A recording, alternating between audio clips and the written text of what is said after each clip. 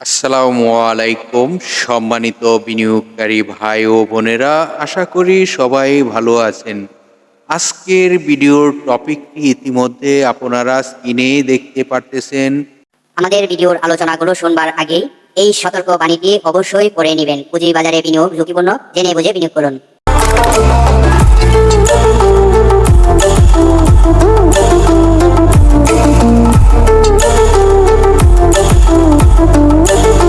সিদ্ধান্ত ঠান্ডা মাথায় নিতে হবে।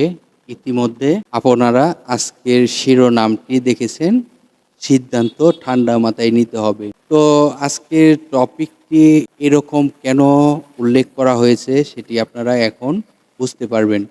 দেখুন, স্টক মার্কেটে আপনারা বিনিয়োগ করতে আসছেন, এই জায়গাতে অবশ্যই প্রতিটি সিদ্ধান্তই নিতে হবে ঠান্ডা মাথায়। কারণ আপনি একটি ভুল সিদ্ধান্ত নিলে ক্ষতিগ্রস্ত হবেন আপনিই। এখন আমাদের জানার বিষয় যে আজকের টপিকটি দিয়েছি, ঠান্ডা মাথায় সিদ্ধান্ত নিতে হবে। কি কারণে এই সিদ্ধান্তটি কোন ক্ষেত্রে নিতে হবে সেটি কিন্তু আপনাদের বুঝতে হবে। তাহলে কি করতে হবে?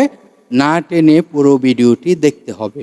তাহলে আপনাদের আলোচনাগুলোর মধ্যে যে বিষয়গুলো আপনাদেরকে বোঝানোর চেষ্টা করব সেই বিষয়গুলো ক্লিয়ার বুঝতে পারবেন। তো এখন ধরুন একটি স্টক এখন আপনার কাছে ক্রয় করার এবিলিটি রয়েছে। তো আপনি যদি ক্রয় করতে যান, তাহলে আপনি কোন স্টকটিতে ক্রয় করার সিদ্ধান্ত নেবেন? নিশ্চয়ই মার্কেটে 8%, 9% আপে আজকে একটি স্টক লেনদেন চলিতেছে।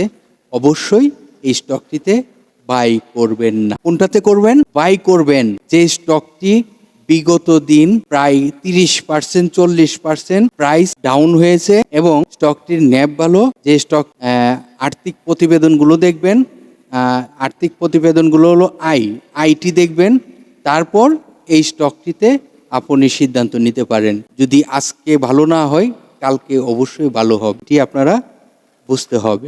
তাহলে ক্রয়ের ক্ষেত্রে সঠিকভাবে আমাদেরকে সিদ্ধান্ত নিতে হবে। তাহলে আমরা কি বুঝলাম? যে এখন যদি আমরা ক্রয় করতে কোনো স্টক আগ্রহী হয়ে থাকি, তাহলে স্টকটিকে অবশ্যই চয়েস করতে হবে যে স্টকটি 30-40% ডাউন ট্রেনে রয়েছে এবং এই স্টকটি ভালো ভলিউম হচ্ছে, তার ন্যাব ভালো, আয় ভালো, এই স্টকটিতে আমরা নজর দিব। আচ্ছা, এখন ধরুন আমরা এখন কোনো স্টক সেল করতে যাব, যে এই স্টকটি আমার কোর্টপলিতে রয়েছে, যে স্টকটি, এই স্টকটি তো প্রাইস হচ্ছে না, তো এই স্টকটি আমি ছেড়ে দিয়ে আমি আরেকটি স্টকে এন্ট্রি দিতে যাব। এই ভুলটি করবেন না, দয়া করে আপনাদের কাছে অনুরোধ। দাম বেড়ে যাচ্ছে দেখতে পারতেছেন, সেই স্টকটিতে ক্রয় করে কিন্তু আপনি আবার লুজার হবেন। কারণ এই স্টকটি যে সে ভালো করবে 2-1 দিন পর, এটি কিন্তু আপনার ম্যাচিউর ডেটে কিন্তু আপনার ভালো যে একটা প্রফিট দেবে এটি গ্যারান্টি নাই। তাহলে আপনাকে ফলো রাখতে হবে, আমার হাতে থাকা স্টকটি কোনো অবস্থাতে আমি সেল করব না। পোর্টফোলিওতে যেটি রয়েছে, যেটি আমার ক্রয় করা রয়েছে, এই সিদ্ধান্তটি মাইন্ডকে চেঞ্জ করবেন, এখনই চেঞ্জ করবেন।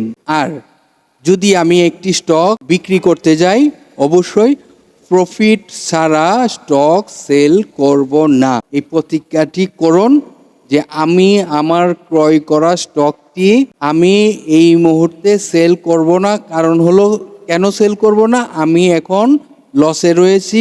আমার যখন প্রফিট হবে, হয়তোবা আমি যখন আমার ক্রয়কৃত প্রাইজে যাবে এবং আমি যে বাই সেল করতেছি, যে ব্রোকার হাউসের চার্জ রয়েছে, যে চার্জটি সহকারে আমাদের এই প্রাইস যখন আমি দেখতে পারবো, তখন আমি সিদ্ধান্ত নিতে যাব যে এই স্টকটি সেল করব না। আবার আপনার ক্রয় মূল্য প্রাইসে চলে আসছে, দেখতেছেন ভালো ভলিউম হচ্ছে, তখন যদি আপনি না বুঝতে পারেন, আমাদের তো প্রতিদিন ভিডিও পাবলিশ হয়ে থাকে, আপনারা যে কোনো ভিডিওর কমেন্টে কমেন্ট করবেন স্টকটি নিয়ে, আমি আপনাদেরকে চার্ট দেখে অ্যানালাইসিস করে রিপ্লাই দিয়ে সহযোগিতা করার চেষ্টা করব। তবে এখন আপনারা মাথা ঠান্ডা রাখুন, কিভাবে এখান থেকে ভালো ভূমিকা রাখতে পারবেন, বাজারের ভালো ভূমিকা রাখবে, সেই বিষয়ে আপনাদেরকে সবসময় আমি জানিয়ে আসতেছি। এখনও আপনাদেরকে বলবো, গতকালকের যে ভিডিওটি আপনারা দেখেছেন, অবশ্যই কিভাবে কি করতে হবে না করতে হবে, মার্কেটের কখন মুভমেন্টে গেলে কি করবে, সকল তথ্য কিন্তু আমি প্রকাশ করে রাখছি গতকালকের ভিডিওতে। অবশ্যই যদি সম্ভব হয়, যারা এখনও এই ভিডিওটি দেখেন নাই তারা অবশ্যই ভিডিওটি দেখে আসবেন গতকাল। তো এটি হলো আপনাদেরকে একটি সিদ্ধান্ত। এখন ধরুন মার্কেটের যে সার্বিক পরিস্থিতি, গত বৃহস্পতিবারের পরিস্থিতি দিয়েই কিন্তু আমরা একটি ফাইনাল ডিসিশনে যাচ্ছি না। তাহলে এই ডিসিশনটা কখন? আমরা রবিবার সোমবার মার্কেটটিকে অবজারভেশন করে তারপর সিদ্ধান্ততে যাব। তো আমি আপনাদেরকে আজকে কি বোঝানোর চেষ্টা করলাম? আপনাদেরকে বোঝানোর চেষ্টা করলাম যদি কোনো স্টক ক্রয় করতে হয় তাহলে কি সিদ্ধান্ত নিতে হবে, এবং কোন স্টক আপনার হাতে থাকা স্টকটি চেঞ্জ করে আরেকটি স্টকে ডাইভার্ট হওয়ার চেষ্টা করবেন না। আরেকটি কথা হলো, যে স্টকগুলো আপনার প্রফিটে আসে নাই, আপনি প্রফিটের কাছাকাছি এসে সেল করে, ধরুন ক্রয় মূল্যর কাছাকাছি এসে আপনি স্টকটি সেল করার চেষ্টা করতেছেন যে এটি এখন সেল করে দেই, আর কত ধৈর্য ধরতে ধরতে তো ধৈর্যের বাঁধ ভেঙে গেছে। হ্যাঁ, এখন এই স্টকটি ধৈর্যের বাঁধ ভেঙে গেছে তা ঠিক আছে, কিন্তু এই স্টকটি সেল করার আগে অবশ্যই স্টকটি কি আরও প্রাইস হবে কি না সেই স্টকটির তথ্যগুলো অবশ্যই জেনে নেবেন। কোথায় থেকে?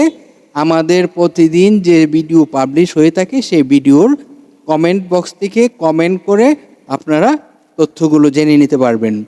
তো আপনাদেরকে আমি এই যে একটি সান্ত্বনার বার্তা পৌঁছানোর চেষ্টা করলাম, এই বার্তাটি শুধুমাত্র আপনারাই কি শুনলে হবে? আপনাদের একটি দায়িত্ব নিয়ে নেন এখনই। দায়িত্বটি হলো, আপনারা বিভিন্ন সোশ্যাল মিডিয়া প্ল্যাটফর্মে যুক্ত রয়েছেন। এখন আপনাকে একটি কাজই করতে হবে। কাজটি কি? বিভিন্ন সোশ্যাল মিডিয়া প্ল্যাটফর্মে যেহেতু যুক্ত রয়েছেন, বিভিন্ন প্ল্যাটফর্মে শেয়ার করে অন্যদেরকে শুনবার সুযোগ করে দেন। আর কিছু কিছু স্টক রয়েছে এমন একটি প্রাইজে চলে আসছে, যেমন দু চারটি স্টকের নাম বলতে যদি আপনারা শুনতে ইচ্ছুক হন তাহলে আমি বলতে রাজি। যেমন আপনারা যদি বলেন যে আইটি সেক্টরের মধ্যে একটি স্টক, যেমন ISN, এই স্টকটির কিন্তু অনেক প্রাইস ডাউন টেনে চলে আসছে। এই স্টকটি কি চয়েসে রাখা যায়? হ্যাঁ, এই স্টকটি চয়েসে রাখা যায়। এই স্টকটি কিন্তু কি, এই স্টকটির কি রয়েছে? শেয়ার সংখ্যা অনেক কম রয়েছে, 1 কোটির থেকেও কম।